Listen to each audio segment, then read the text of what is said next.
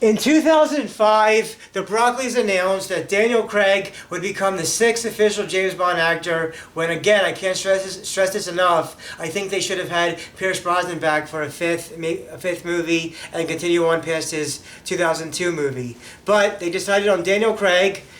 It was either going to be him or Henry Cavill, and ultimately it was decided to be Daniel Craig, who again was 38 at the time. Daniel Craig, people had a problem because of him being blonde and short and stuff. I didn't have a problem with that. I thought he did a really really standout performance in his first Casino Royale, and I do consider Casino Royale his best of all his movies. Similar to how like a lot of people say GoldenEye is Pierce Brosnan's best, and both movies again directed by Martin Campbell.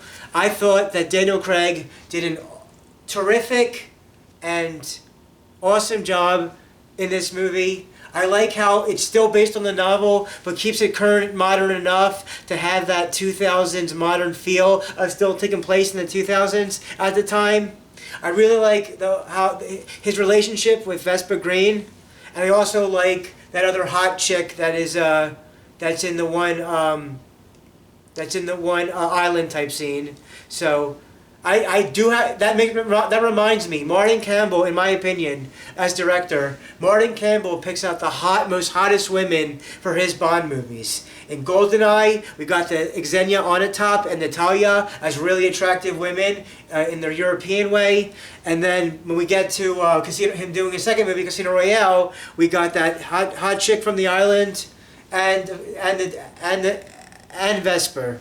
This movie is very important because all the other Daniel Craig movies after this would have some sort of remembrance or thought of this Vesper character. You'll see why by the end of the movie if you're not familiar with it. But this is definitely, to me, it's not just one of the best James Bond movies, it's just one of the best movies, period. It is so well done that it's such a disconcerting, disappointing thing that the rest of the Daniel Craig Bond movies could never live up to his first movie. I'll tell you what my second favorite Daniel Craig movie is in a bit, but this is, in my opinion, his highest top 4 movie that kind of just, again, went downhill, similar to things going downhill after GoldenEye.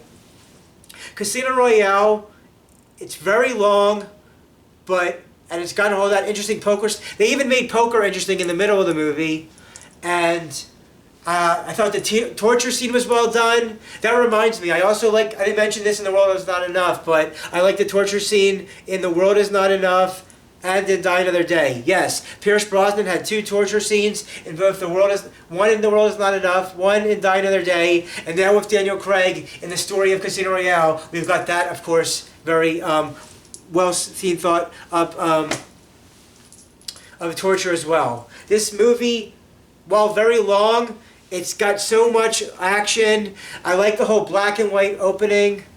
I like the theme song.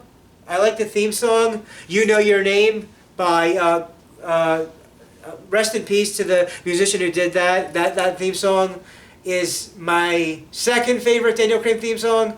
Second favorite theme song of the Daniel Craig series. My first being really liking the Writings on the Wall, which I'll get to a bit in one of these upcoming movies. To talk about after Casino Royale, but the theme song for Casino Royale pretty well done. So ashamed how it never could go as great as this one. I have a problem with adjectives. I didn't want to say great. I want to say that Casino Royale is just so amazing. Amazing is a good word for it. That the other ones just went. I don't think they had it was like the Star Wars sequels. They didn't have an idea. They wanted to make these connected, but it still feels like all the movies are all over the place. Now, I'm going to be talking about Skyfall real soon, but first, I got to say, Quantum of Solace was supposed to be the first direct sequel continuation of Casino Royale. Like I said with Tomorrow Never Dies, Quantum of Solace is the shortest of the Daniel Craig movies, and it's supposed to be a direct continuation sequel of Casino Royale. And I'm not going to be talking any major high thoughts on Quantum of Solace because I thought it's the least memorable of the Daniel Craig movies, and that the only other thing I want to say about Quantum is